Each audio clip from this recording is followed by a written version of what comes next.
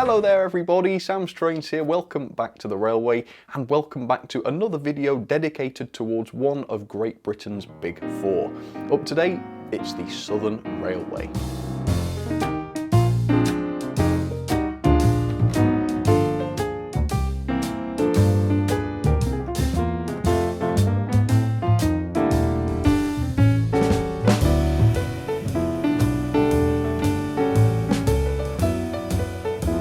Last time I did this, I covered the Great Western Railway and it was quite a lot of fun. If you want to see the video, I will post a link up there.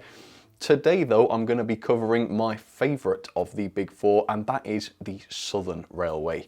And I love the locomotives of the Southern Railway. When I think of them, I always think of them of being really utilitarian in their design, and I think the engineer mostly responsible for giving them that reputation was of course Oliver Bulleid. I mean, look at some of his designs here. They're just so businesslike and totally utilitarian. There really is no better word for them. Now this video was a little bit more difficult to plan than the Great Western video because of course the Great Western existed before the grouping of 1923. The Southern Railway though was an amalgamation of lots of different railways that existed before it, and therefore it was a bit of a conundrum whether to include locos from the LSWR, from the SECR, from the LBSC. Well, I've decided to because it turns out there aren't that many Southern Railway locomotives, at least not available in model form, and so including these pre-grouping locomotives from the pre-grouping companies, I still don't have as many locos as I did Great Western. So come on now, manufacturers, let's have some more Southern region locos because I love them. So there's quite a lot of them, there's almost 30. We're going to have a little tour of the entire collection of them, and this is going to be awesome because there are some absolutely lovely locos here. And then of course I will get some running for you and I'll talk about them and we'll enjoy them. It's just going to be a lot of fun. So let's get started. Let me show you the first ones. Here you have them then, every single one of my Southern locomotives, also known as the Southern Sea. So I have kind of roughly ordered them. I've gone largest to smallest, so we're going to be starting off, of course, with the Pacifics, the only real Pacifics of the Southern Railway, at least in model form, and those are, of course, the Bulleid Pacifics. So the first one I have here is obviously my favourite, and it is the Merchant Navy. This is more or less as they would have been built in their original condition. Behind it, though, we have the rebuilt Merchant Navy, so considered the same class, but this is after they underwent serious modification from British Railways, so they do look totally different. Behind it, we have the next of Bulleid's Pacifics. This is the West Country class, or you could call them the Battle of Britain. They're sort of interchangeable terms, aren't they? Again, that is in the original condition, but behind it, we have the rebuilt version. This is a Wren one, and not a very realistic livery, actually, because, of course, by the time these were rebuilt, they were in BR ownership, and so they wouldn't have been in Southern liveries, but it looks nice, so there it is. And that's literally it for the Pacifics. I mean, the big question is, did other Pacifics exist on the Southern Railway that just haven't been produced in model form? Because seriously, that's all I've got. So let's move on to 460, quite a well-known wheel configuration on the Southern, I suppose. First up, it is the Lord Nelson class. I think this is the largest of the 460s or 10-wheelers. Yeah, quite beefy things. In real life, not so much in model form. Then we've got what is probably my favourite of the 460s, and this is the N15 or the King Arthur class. Very, very elegant. Love the livery of that one. And then you've got, I hear that this is exactly the same design as the N15, but it's just like a freight version. It's got smaller wheels and such. So this is the S15. There we go. And then we have a Mogul. Again, I believe this is the only Southern Railway Mogul produced in 00 gauge as well. Were there others in real life? I'm not sure. I feel like there must have been. But yeah, this is the only one I've got, I believe. And then the next one, let's show you this one. Here we go. Now, I considered just putting this in here and not saying anything about it, but I just knew that people would take it seriously and start leaving me comments. So I did put that one in there as a bit of a joke, but technically this is a Southern locomotive and it is in what looks like a Southern green. But of course, this is not the Southern Railway that is the subject of this video. It is an American loco, but yeah, it's there anyway, because I just thought it would be interesting. Anyway, this is the first of the, well, it's not actually the first, no, because I believe the N class was also a pre-grouping loco, but this one definitely is, and it's more obviously so, because it's in an LBSC livery. So this is the H1 Atlantic, not born as a Southern loco, but when the grouping came along, this became part of the Southern Railway. So that's why it's in this video. Next one, now this is definitely a Southern locomotive, isn't it? This is, of course, the Skulls class. A 440, the biggest of the 440s, absolute monster of a design. Truly incredible locos, these. The next 440 is a bit more slender, but I suppose it's no less impressive, really. This is the T9, again, one of my favourite Southern designs. Although, again, this one did predate the Southern Railway. This was introduced to the LSWR.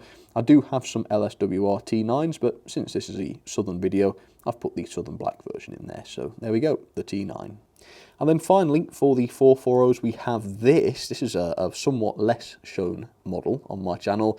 It's the L1, not the LNER L1 tank engine, quite obviously, but a 440, and a very elegant looking one as well. Now, this is one that I would love to see Hornby or somebody else produce a modern model of, because imagine it, there's some lovely liveries that these appeared in, and I just think, you know, they're simple enough to design. There's no sort of valve gear or outside cylinders, and it would just be awesome to see a super detailed modern one of these. So manufacturers, if there's anybody watching, please do an L1. I would really enjoy one of those, a modern one of those. For now though, I'm just stuck with the old trying ones, which to be fair, are lovely locos. I still like those very much. Okay, enough about the L1. I've gone on a bit of a ramble there, haven't I? So, let's move on to 060s. There are just 3 060 tender engines, at least. The first one, look at this, the Southern Railways Q1. What an incredibly unique locomotive that one is. So yeah, that's the bullied Q1. And then next up we have the Drummond 700 class. Again, this is in a Southern livery, and look at the lining on this one. I love it. But again, this is, I believe, a pre-grouping locomotive, but hey, it's in there. Same with this one as well, actually. This is, I think it's an SECR locomotive. It's a C-class, but again, I'm fortunate enough to have one in Southern livery, so here it is in the video anyway. Quite an elegant little 060, that one. And then next up, we are on to tank engines, and almost all of these originate from the pre-grouping landscape.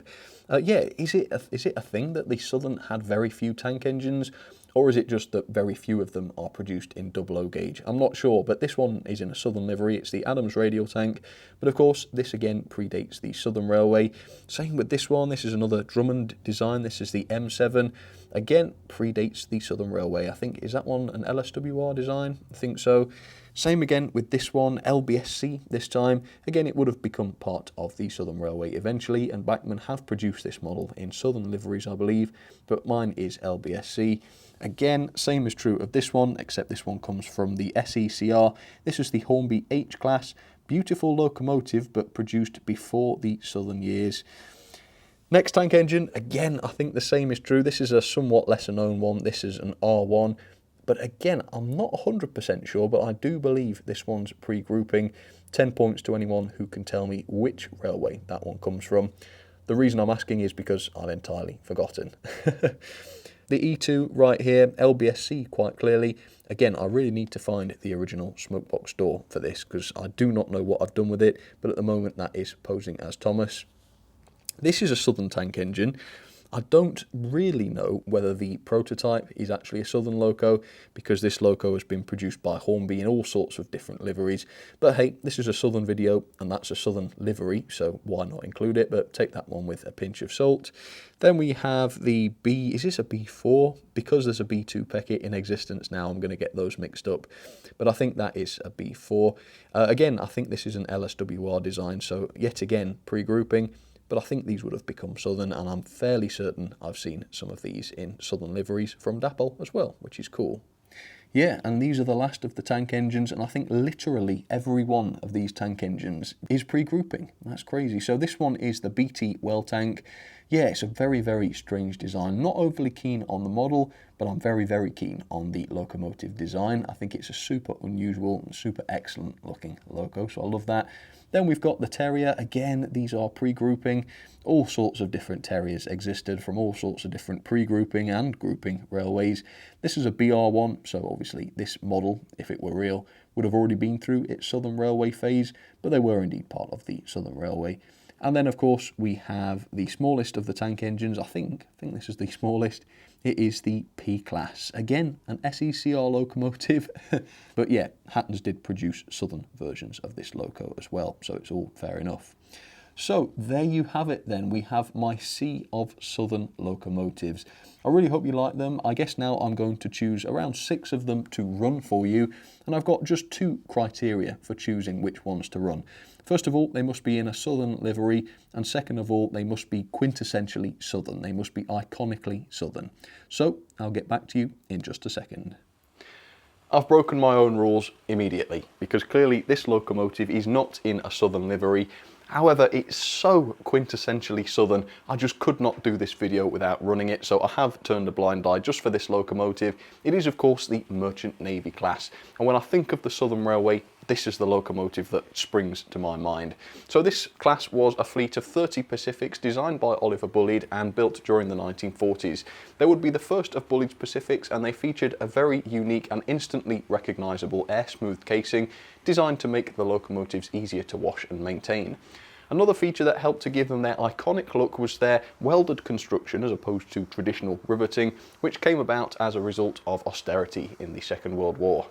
The class was quite unconventional on the inside as well. They ran on chain-driven valve gear, which is fundamentally different to traditional steam locomotives that might have well shirts or something similar. These strange design choices did not stand the test of time though, and British Railways modified the class in later years to resemble a more traditional steam locomotive. Of 30 produced, 11 still exist today, although 1 is only partial. None survive in this original unrebuilt condition though, although there are plans to convert one of them back. Next up, another very well-known class of Southern locomotive. It is the Lord Nelson class, again one of the largest and most powerful locomotives run by the railway. These were designed by Richard Maunsell, and they were first introduced to the Southern back in 1926. The class was intended for continental boat trains running between London and Dover, but this class of heavy 4-cylinder locomotives also hauled regular express passenger services on the western region of the SR as well. The first of the class, or the prototype, was number E850, and it carried the name Lord Nelson. When withdrawal took place between 1961 and 62, this was the only example to get preserved. Only 16 were constructed in total though, so that means it was one of the smaller classes of 460 owned by the Southern Railway. Yeah, she's got a real elegance on the rails, hasn't she, that one? So there you go, ladies and gentlemen, the Lord Nelson class. What a beauty.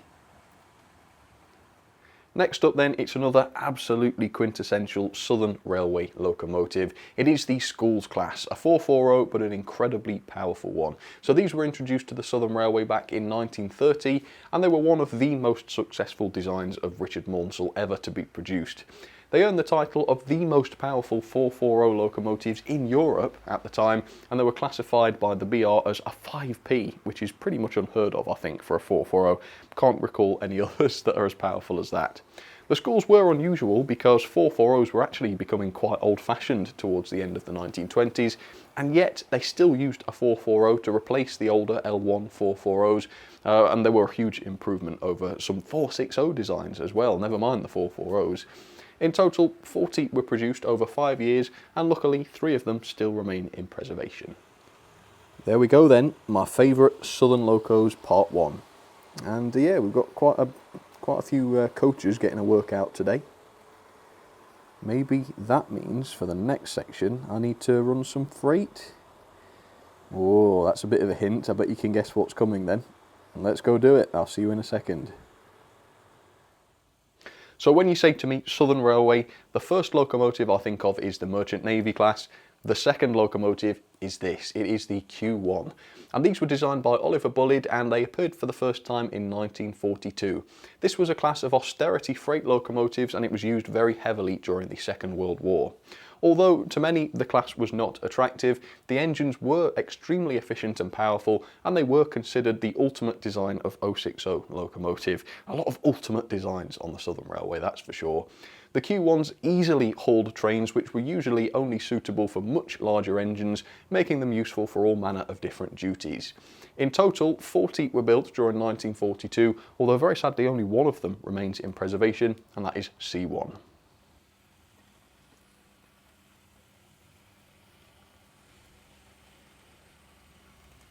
Yeah, got to love the Q1. I don't know if I was to do my top 10 favourite locos, there's a video idea. I reckon this one would definitely be among them. Love it. Okay, so we are getting smaller and smaller as time goes on. Not had any tank engines yet though, so I think it's time we had one. Next up, this is another absolute favourite of mine. One, I think I'm going to still call it my favourite tank engine. It's definitely up there. So this, of course, is the M7, a very old design, not actually native to the Southern Railway. This was introduced in 1897 for the LSWR, so this is before the Southern days, to the design of Dougall Drummond for small passenger trains around the London area. 105 were built in total between 1897 and 1911, and they were used on push-pull services, suburban passenger runs, or on branch lines. In their earlier days, they were also used for mainline passenger services around the south of England. The class proved to be extremely successful, and it was the largest 044 tank to be used in Britain. No larger one was ever produced. So again, it's another record breaker, isn't it? The engines were transferred to the Southern in 1923, hence its appearance in this video, where they remained until withdrawal, which began in the late 1930s, although some of the class did survive until 1965. By the end of the steam era though, all but 2 had been scrapped, the remaining 2 being housed at the National Railway Museum and the Swanage Railway, respectively. The last Loco is a bit of a wild card then. It's not too quintessentially Southern, although its livery is very, very Southern, and I just think it's a weird and cool looking design to finish with. So it is, of course, the BT Well Tank, or the less catchy 0298 class, whatever you want to call it. This too originated from the LSWR in 1863, when the first of 85 examples were built to the design of Joseph Beatty. So what is a well tank? Obviously, that's a big question with these. This is when the water is stored in a literal well, usually between the frames of the locomotive below the footplate, hence the unusual look of this tank engine, with no large tanks on either side. Now this setup actually gives good access to the boiler, and it also gives the loco a nice low centre of gravity, although this does restrict the size of the water tank, and therefore the range of these locomotives was rather small as well. This led some examples to eventually be converted into tender engines, which is something I would love to see done with the models as well. The first batch was built by Bayer Peacock in February 1863, I think it was, and the design proved to be speedy, powerful and reasonably efficient. Amazingly, all but 3 were withdrawn from service before the turn of the 20th century, which makes the fact that 2 survived in preservation even more incredible.